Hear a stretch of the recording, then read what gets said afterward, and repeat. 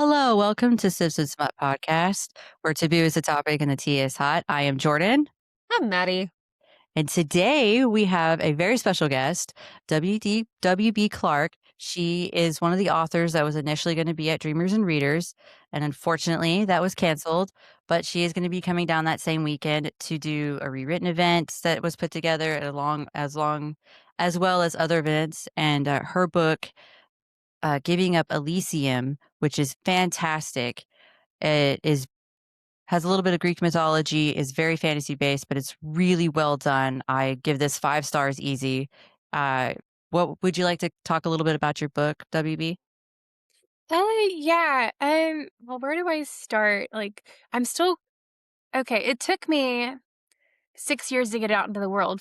Yeah, it took me 6 years to get out in the world, and you'd think within 6 years I'd be able to get my pitch down, but I'm a writer, not a marketer.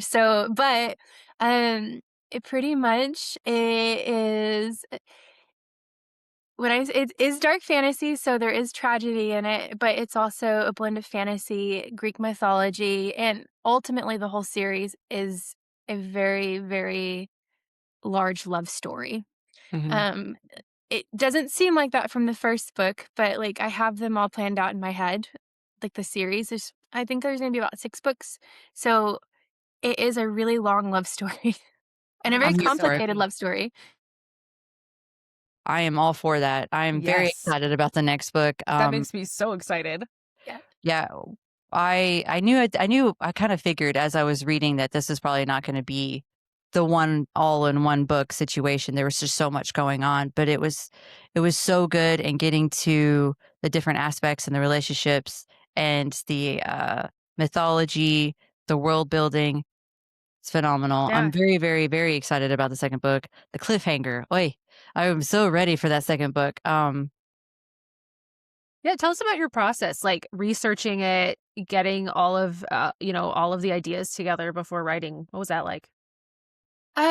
Well, so I'll back up a little bit because when I didn't this is how I this book is how I learned to write. I have other books out now, but and I have art out and everything, but I learned everything through this book. This book just took so long and I had other things come out in between. But essentially, I was at it now it's 6.5 years ago. I was just at a point in my life where nothing was panning out for me. It's kind of almost like I was living a life that other people wanted me to live and not my own life. I was married at the time and I was going for jobs that my ex-husband wanted me to go for. And I, I would, and they were kind of jobs that it would take a year or two to apply and you'd get to the last panel of interviews and then I would just either flunk out or it's something would go wrong. And I had 3 no's in 1 month and that was a year and a half of going for those jobs and 3 no's in 1 month. I was devastated and I was like, what do I do in my life? I'm like, what am I even doing? And I was at my wit's end, and I was living in Miami, Florida at the time, and there's this shop called Three Sisters. Three Sisters or Five Sisters, and it was a tarot card shop. And I totally didn't believe in this stuff back then. And I was like, I'm just gonna go get my cards read, and maybe this lady will tell me what to do with my life. Because I was like, I had never had my cards read before, and I was like, well, at that time I felt like I was at rock bottom, which is funny because I'm me then didn't know what rock bottom was. But at the time I thought I was. And I went in there and I was like, please tell me, what am I supposed to do with my life? Because nothing is working out. Everything I do it fails, literally fails. And she told me, she's like, you're going to do something and it's not going to cost you any money and it's something creative and it's going to be big. And I was like, okay, well, and she's like, just think on it. And she's like, it's something you're going to create and you're going to make. And at the time I wasn't doing any art. I wasn't doing any writing. I wasn't, the last time I had written anything was honestly in high school. I used to write cheesy poetry and about boys and all that stuff. And I used to draw anime and things. And I just hadn't tapped into that. And any other writing I'd done would be strictly for school. Um, and then I was sitting on a bus one day and staring out a window, And then it actually reconnected me back to whenever I was in high school, whenever I would sit on my bus, like to go to school, and I'd stare out the window and I'd think of stories. And I'd think up of so many stories back then. And I was like, oh my God. And it was weird because I was in my mid to late 20s then. And then it's like having this experience of being with my 14, 15-year-old self. And I'm like, oh my God, I'm going to write a story. And that's kind of how that started. And so I don't, that's kind of a tangent, but that's how I started. And I didn't know anything about writing. And I'm telling you, my first my first draft was terrible. But I wrote the whole book in 6 months. I wrote Giving Up Elysium, the skeleton of it, in 6 months, but it was so terrible. Like, I was a brand new writer. I had a friend read it, and she was just like, just she was like dodging me after like reading my first rough draft. And then after that, I edited for years after that and honing it and everything. That is I know you're so cool. Yeah, it's like it's a huge journey. Like the if I looked at the finished product versus my first manuscript, they're completely different and their voice is different, their writing's different. Like I learned how to write through this book. That's really, really cool. I know you had mentioned to us that you had spent some time in Greece researching things too. Tell us about that. Yes. So I originally went with Greek mythology because I was reading all these books about like that had Hades as like the bad character, and like I always felt like he got the shaft. Like he really did. And I'm like I was like, there's not really any good stories about Hades and like where he's a good character. And I know there's a comic book online, and I actually don't go and look at that because I don't want to get my like stuff crossed. I forgot what it's called. Olympus. Lore of Olympus? Lore of Olympus, yeah, I like, love that I story, know yeah. I know that's a good one, and I actually haven't looked at it because I didn't wanna, like, make anything murky for my own process, so, um but that's how I got the Greek mythology component because I was like, "Oh, I really wanna write a story about Hades and where he's, like, the good guy, and where Heracles is, like, the bad guy." And after a few rough drafts, and in the middle of an editor had it at the time, and I was like, "You know what? I really wanna go to Greece." Because this book is written in layers. Uh, I did the rough draft and then did some fine honing, and then but there's still that you want that cultural aspect to it. You want that flavor of it that feels really, really real to like to Greece. And so I went there in 2022. I went and studied ancient Minoan art, and actually, like, seeing the Minoan art, I was like, "Oh, I wanna add that art into my book." And then so I started doing that style of art specifically for this book and included it, and then just, like, eating the food, like the olives and drinking wine there and, like, even, like, feeling the dirt and just, like, seeing how the landscape is there, was able to, like, weave that into my book, I feel like, to give that a little more flavor. Yeah, and I think you can definitely feel that like level of research as you go through this book. It's almost like a visceral feeling of the area of the city town they're in, and I loved that aspect. I did too. I As I was reading and you start learning about the different villages and the different stories and the maps and everything of where they're going and what's happening, it felt like a real place to me, and so I think that's really where it came from when you went to Greece and did that. It felt so real, like, as I was reading. Whenever I read, I could see it in my head. I know not everybody can do that, but I visualize it in my head, so it was very real to me as I'm reading this. I felt like I was there with Amer or Nico as they were going through their journey, so I really, really, really think that's awesome that you did that. Oh, I love that. So that's what I love to hear. Thank you so much. Because I was like, I really did. I wanted to give a reader an experience where they really felt like they were there and they were really with the character, which is why I chose like person point of view as well. Like, I really wanted the person who was ever reading it to have the experience. I definitely had that. It was There was some definitely dark moments as it continued on. How was that for you as you were writing? I know in the beginning you put a disclaimer warning people like, "Hey," like a trigger warning, "Hey, this does touch on dark stuff," and you did research on the torture methods from back then, which kudos to you. I don't know if I would have wanted to look all that up, but it was really good insight as to how that what was going on. It was very realistic, and it wasn't, shied away from at all. I felt like that was really well done too. What how was that writing process for you? Like, what did you do? Were you writing and you're like, "No, I need to be as honest with this as possible during these specific situations?" It's a thing about, like, when you choose first person point of view, you are essentially, like, tapping into the head of that person, and what I really wanted to bring in this book because there have been so many books I've read where something traumatic happens to the main character, but it's like it doesn't really affect them, like, deeply, and I'm kind of like, "No, in real life, that would really, like, eat you up." Like, Mm, that and it the themes that, like, that I go through with this book, like, with, like, sexual abuse, uh-huh. I really wanted to kinda honor that too because anybody who's gone through that experience, it's not something you just get over, and No. I wanted to honor that and also, like, have a place where people, if while they're reading it, if they've gone through an experience like that, that they could help process their trauma. So, that's why I was like, I wanted to kinda going off a little bit, but I just yeah, I did wanna give a place that felt real that respected what happens to the character, respects the trauma around it, and actually, like, processes it. So that's as, like, the series too as a whole is it's a big giant love story, but it's also about processing trauma and the bad shit that happens to you, and, like, it is dark, but there's also light at the end. Mhm. And that's what I was like, I try when I was writing Emir, she's very dark, but she's got a lot of light in her still.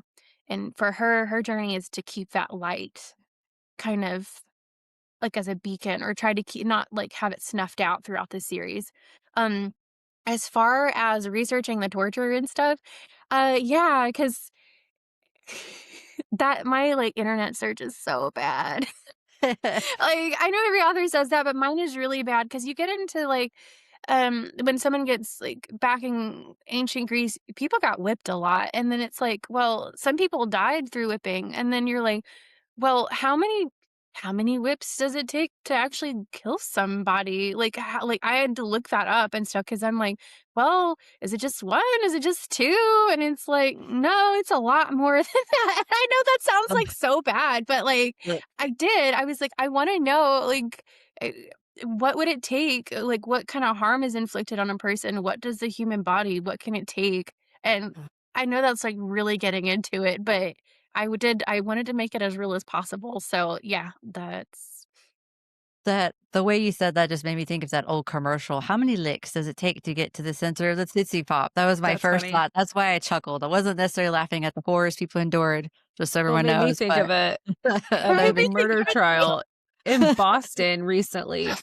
It was a guy who had offed his spouse, but they read his Google search history on when he was on trial, and it was like the entire crime. Like, how did you do this? Would I use bleach for this? And like, you're just like, dude, why would you Google this? And I could just imagine, like, if it got pulled or like something, and somebody's just going through, and they're like, "What? What is this person doing?" Yes. Uh, but I mean, you can just be like, "I have a book. It's for my book." That's the cow, the bronze cow. I don't know if you've gotten that part yet. I Like I I've I read that whole bit and I was like, "Wow." It made me think of Midsommar. I don't know if you saw that movie, but Mhm. that was yes, the I vibes.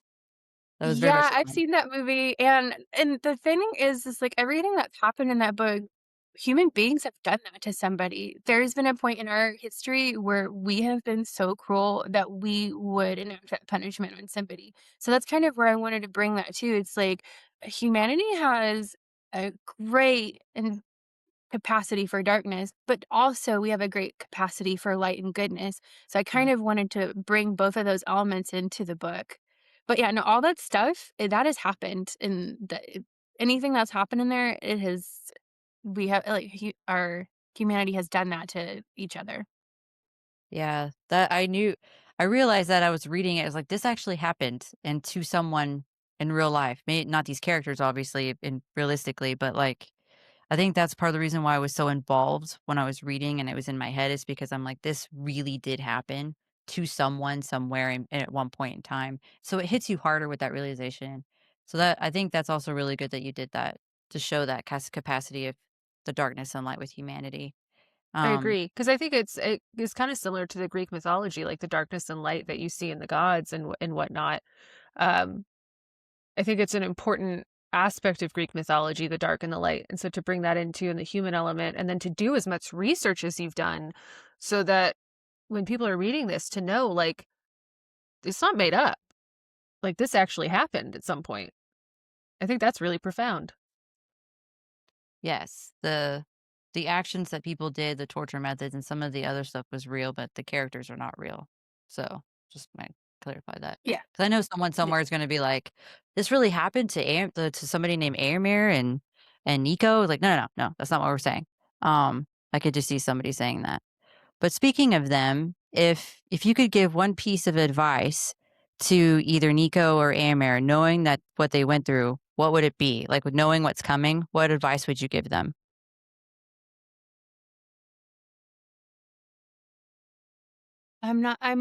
I'm more partial to Amir. Like I love Nico, but like I am more for like she's my MC for real. So like ooh, I would say hope is coming, like light is coming, like hold on, like wait for Wednesday or like cuz she deals with she battles with like thoughts of suicide and stuff too. So it's like I would tell Mhm. her there a happy time is coming. Like hold on, like good things are coming for you. That's what I would tell her. I love that. Mhm. And it sounds kind of similar to your personal story, like giving yourself hope in a way and knowing that it may not work out right now, but something big is coming down the road. Just if you hang on for another day and just it's going to be there. Yeah, like it and I would tell that to anybody, like especially with like the times that they are right now. Like if anyone's like struggling, it's like it's that wait till Wednesday or wait till Tuesday or wait for like because something will come. Like and those moments, even though they're really, really difficult to go through and to honor those and stuff, it will pass. And I know it's not easy, but those hard moments, they are not going to be there forever. They will pass. And I know, like, when we're sitting in those moments, that it's hard to see outside of that. But it is like, as long as you can weather it, as long as you can hunker down, and as long as you can wait, and wait for that good thing to come, it will pass and it will come. So, I'm a Yeah. firm believer in that. Mhm. I am as well. So, I mean, would that be one of the biggest takeaways that you want readers to come away from the book with, that like hope? And is there more things that you want them to take away? Ooh, this book is so layered. It depends honestly, it depends on the reader. Because sometimes you'll have a reader and they're gonna read it and they're like, "Oh, wow, cool, Greek mythology, a dark story." And then you'll have someone else read it, who like, that really attaches to it, connects to it emotionally. Me and for someone that's attaching it or connecting to it emotionally because they can kind of maybe been in a similar situation or gone through something like equally as horrible, um, it's about processing. Like it's about processing the trauma. Like Giving Up Elysium is the first book, and it is the darkest book. I will say that it's going to be the darkest book of the series because the rest of it is processing what happened to her in her childhood. So that's also why I started out with a younger character because this stuff happened to her as a kid, and it's going to affect her throughout the entire series as an adult. The second book, Heart of Hades, like jumps forward like 15 years or so. So she's an adult, but everything that happened to her in this first book, it really affects her on her journey.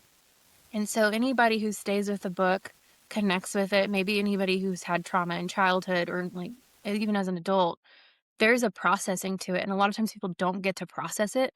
So it's all about processing. It's all about processing and fleshing all that horrible stuff out and then getting a new breath and starting fresh and anew. Like, that's what I'm I hoping to get love that. get with it. I know that's really in depth, and for me, it's more than, like, a fantasy story, like, I really wanted to give somebody, like, an experience. I think it's really important too, and it's just something that a lot of people don't do, like you're talking about, taking the time to process, letting yourself be in the emotions, experience the emotion behind the trauma, and you have to do that to be able to move on in a meaningful way. Um, and trauma happens, and just because, I am a big believer in, yes, it can always be worse, but that doesn't negate the the feeling that you have when going through something really, really difficult. Just because it's, not the worst thing somebody else has experienced, it doesn't mean it's not the worst thing you've experienced. And every person is going to react differently to that. So I kind of like that aspect of it. You're talking about some people are going to gravitate towards this emotionally. Some people will gravitate towards it because of the Greek mythology. And that's really interesting, kind of the different ways that it's going to affect people. I agree with that. 'Cause the other part of the processing is a big aspect for many readers and reading different genres, especially the darker stuff, is that it's a safe space for people to process their own trauma, as you were saying. And so there's a lot of aspects of this, especially the sexual assaults section there, where I think it will be maybe a bit triggering for some, but also healing for the majority because there is a process with it and acceptance and her rage. I loved that part. I know that sounds strange, but I love that part where it was a genuine reaction of rage because some characters they don't have that when something like that happens, and I don't understand that because I'm like, I know you would be furious and there'd be anger and hate even. And so having that shown and talked well, shown in my head, I'm seeing it in my head. Having that talked about and going through that in a safe space where you're at home and you're reading it and you're processing it. I think that's one of the best things about that book and what you said with processing. Well, thank you. And then, like, I wanted to be really considerate. And so I did. So, where the book, I just, like, anybody's like listening to this, like, the book is really graphic, but in that one, her trauma where it starts from, I tried to be as delicate as possible. So I wasn't like, I just give a disclaimer to people that they're like, oh, I don't want to read that if it has, that in it and everything. I didn't go into graphic details on it. I tried to be No, respectful and yeah. yeah, I think you approach it with like a very delicately, but like It's trying to think of respectful. yes, that's It's a exactly. It's respectful way. respectful. It is respectful of the feelings that people would have in those situations Mhm. without over being overly graphic, but still respecting the trauma that that causes. And not shying away from what occurred. Like it is talked about a little bit, not in detail, but it is quite implied. And so you're not shying away from it necessarily, but you're being respectful for what the individual went through in the story and to others who may read it and have a similar experience. So And I I find wanted it to do that definitely just because I respectful. have read so many books where something that's like quite terrible happens to a main character and they're just like, "Nah, I'm not affected at all." And it's like, yeah, you would be. Yeah, you Yeah, would be. it You'd would. be real You would like, 100%. Yeah. No, I agree with that. There's been many a time where I've been like, I don't what? How are you so chipper after that? I don't get it. Unless they're kind of like Harley Quinn where it's like a crazy chipper and then they go off and do their own thing. But yeah, I've read that and I've also thought that was odd, but I really identified with Amir, especially with her rage and anger afterwards and how she's just like I'm gonna get even well, essentially is what she wants to do. and from the beginning of the book, so, like, you go on a real journey with her. She has, like, quite Mhm. the character development. She's, like, one way at the beginning of the book, and she feels like a different person at the end. Like, you're reading about a different person by the end of the Mhm. book. Yeah, we were talking about that like at the beginning where they're doing the like Naming the ceremony. ceremonies and everything and how she's like, "Oh, don't say this. Like this is not okay. Like we don't want to piss off the gods." And then you see like, "Screw that." Mhm. And I love that. Yeah. I do too. I wanted to ask, are there any other events besides what happened with Dreamers and Readers that you're also gonna be going to s with your Um book? So I'm a little late to the game as far as like signing up for events. Apparently, so again, it took me 6 years to get this book out and actually it was in the hands or on the desk of a major publisher and that did not happen for me. Oh. And then I ended up I know, like, it sat in their hands for 10 months. That was part of the reason why it took so long, and it sat in their hands for 10 months, and then I was just like, "Screw it, I'm gonna self-publish," and so I self-published last summer, but I didn't self-publish with a plan. I was just like, I was like, "I need to really get this out in the world, and I really wanna focus on Heart of Hades," because for me, I'm a focuser. I have, like, one project at a time that I dedicate myself to. Um, but apparently all these, like, events that you sign up for, they need to be signed up for in almost a year in advance. And so for me to get into Dreamers and Readers, I was telling y'all earlier, I got in, like, last minute, I signed my contract on February 2nd. It was like I was one of the last ones to get in, and then everything happened and now we're at rewritten. But I do have a couple of book signings coming up in May, for local bookstores in Anchorage, or the Anchorage, Wasilla, Palmer area. And then after that, I'm kind of got my fingers crossed to get into some other ones because I would like to travel to the lower 48 and spread my book around a little more. Mhm. So that is the goal, but I haven't gotten into them yet. So I'm waiting. Okay. That Well, makes we're sense. I know it's excited for hard to you. get in. Well, especially if you're coming in and you're like, "Oh, I should have applied to this a year ago." What? That's just like a lot of the people that applied for Dreamers and Readers that are not getting it to go now, they applied for that Mhm. over a Yeah. year ago, and so for me, it's only been, like, a month of craziness, and for other people, they've been waiting on that for a whole year, and I'm like, "Wow." But now that I know that that's how that works, like, you need to apply really, really early in order to be in places, I've got, like, a whole spreadsheet of like, I've applied or I'm waitlisted, and then I know when they're gonna open up next year again, so maybe 2027 might be more I might get to travel more than 2026. Yeah, that's something that we've talked about too. We wanna go to different book events. We live in different states, so not We do. necessarily be able to go to them together, but try to find stuff locally, and that is something they don't really explain that very well, like, "Hey, you need to do these in about a year in advance," or even more than that. Sometimes I've heard people going, like, 2 years in advance too, depending on the type of event. So, that was a learning curve for us as well, so we're learning Yeah. as we go, and Maddie's a spreadsheet guru, so maybe I'll have Maddie do that, It's and she 'cause, can keep Maddie's a track of everything. nerd. I should do that. We should add that. We have our TBR spreadsheet, and I'll have to do our event spreadsheet.